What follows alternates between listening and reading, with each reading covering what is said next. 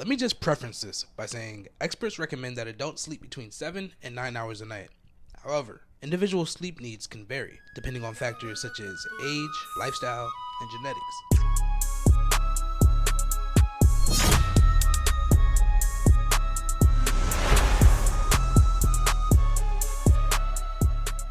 Hello, and welcome to The Village. My name is Isaiah, but you can call me Villy. I'm here on YouTube documenting my journey of self-improvement and personal development and all of its trial and error, 1 week at a time. And this week, we'll be discussing tips on how to function on little sleep. So as mentioned, I'm on this journey of self-improvement and personal development, and in a journey like that, sometimes sacrifices have to be made, okay? There's only 24 hours in a day, and I am a single dad with partial week custody of my daughter. I work full-time, and I'm a YouTuber, producing 2 videos a week on my YouTube channel. And I also set aside time every day for me to work on, self-care. I have a dog that has to be taken care of.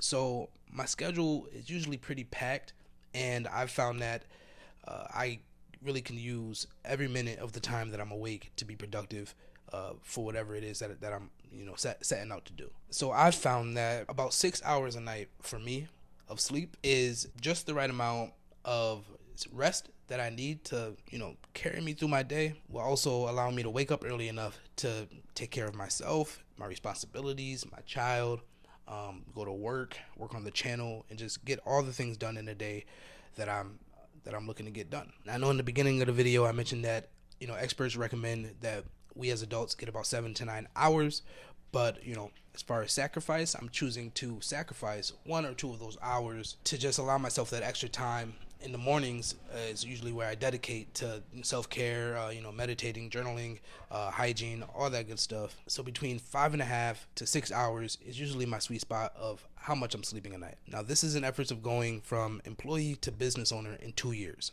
I'm currently 28 years old, and that's pretty much my life's mission right now. For the next 2 years of my life, just grind and do everything I have to do to, if you don't know, there's a book called The Cash Flow Quadrant, written by the same author that wrote the book Rich Dad Poor Dad.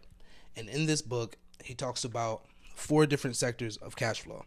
You have employee, self-employed, a business owner, and investor. And reading that book, it inspired me to work my way through that quadrant and get to a point where I feel is comfortable for me and where I thrive most at. And I truly do feel like I am a natural born business owner. But by nature, that takes a certain level of grind and hustle to be able to elevate up to that point and navigate through these quadrants, which again brings me back around to the sacrifice. And one of the things that I'm choosing to sacrifice in my life is a couple hours of sleep, at least until I reach the certain goals that I'm trying to reach for myself. So whether something kept you up the night before and you just weren't able to get as much sleep as you had hoped, or you're trying to cut down on your hours of sleep and adapt your body in a way to where you don't necessarily need so many hours, here are some tips that I think will help you. They certainly help me. Again, all research based, to help get you through your day with a less than ideal amount of sleep. First tip I have for you is physical activity immediately after waking up. Whether that's stretching, exercising, walking your dog, or you just going on a walk by yourself, something to get up and get your body moving and get that blood pumping will be vital to waking you up out of that lethargic, sleepy, groggy state. Speaking of going on a walk and being outside, that's a perfect segue to tip number 2, which is natural light and being outdoors. See, natural light resets something called your circadian rhythm, which is basically just like your body's clock, and suppresses the sleep hormone melatonin, helping you to feel more alert. Tip number 3, what you eat. What you eat plays such a large and major role in how your body feels. So if you're running off very little sleep, you want to try to stay away from things like large meals to avoid getting the itis. If you know, you know.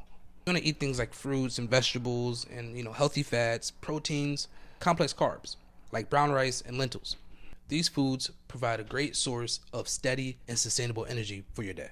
You want to stay hydrated, drinking lots and lots of water, and avoid energy drinks at all costs. There are some that could work and aren't too bad, but because of some of the stuff that they put in there and some of them being so high in sugar, a lot of times that's just a setup for a major crash, which is not what you really want when you're trying to make it to a certain time of the day of being awake, right? You don't want to be in the middle of work and you crushed a couple energy drinks that morning or whatever, and now come lunchtime you got nothing left. That's the last thing we want, right? But that doesn't mean we want to stay away from caffeine. Caffeine could be your best friend here. Whether it's a couple cups of coffee throughout your day or black tea, which is my personal favorite, it should be fine for you to get 1 or 2 in. But just remember, the earlier you do so, the better. You want to avoid having caffeine the last 8 to 10 hours before you're ready to go to sleep, because caffeine has a very lasting effect on your body, and even if you feel like it wore off, it could still have an effect on your sleep. Now lastly, naps. Who doesn't love a good nap? Come on now. And after a night of very little sleep, you want to just get in your nap where you can fit it in, right? Get it where you can fit it. Whenever you have the opportunity, whether it's 5 minutes, 10 minutes, 15 minutes, you have a 30-minute lunch break at work, and you spend 10 or 15 of that eating, and then, go tuck away somewhere and try to get you a little 10, 15 minutes of sleep before you got to go back, given you have a 30-minute break. Maybe you're lucky enough to have like an hour break, and you can really, work it to your benefit. But you do want to try to get those naps in as frequently throughout your day as possible. A good power nap really, really does work wonders.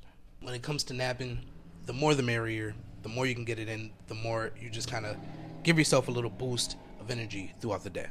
I do want to say that something like 6 or less hours of sleep a night is something that isn't really feasible for long term.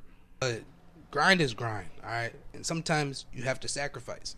But it's very important to remember that health and safety always comes first. So be sure you're listening to your body. And if it really is, showing to be too much, maybe consider adjusting your schedule in other places, because clearly you don't want to be going through, health risks, just doing too much, all right? Let's be smart about it.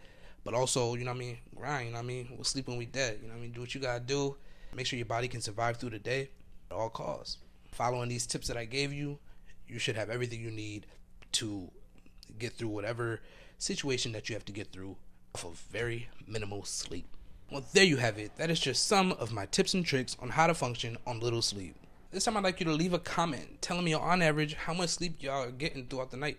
Very curious to see what the general consensus is with the viewers over on this channel. Are y'all getting your 8 hours or more? Or are y'all like me getting about 6 on average, right? Give or take. And lastly, of course, I want you to always remember we are ever learning, growth oriented, and evolutionary thinkers here in the village. If you enjoyed this video, you'll definitely want to check out last week's video right over here. Don't forget to like and subscribe right over here. And until next time, Vil.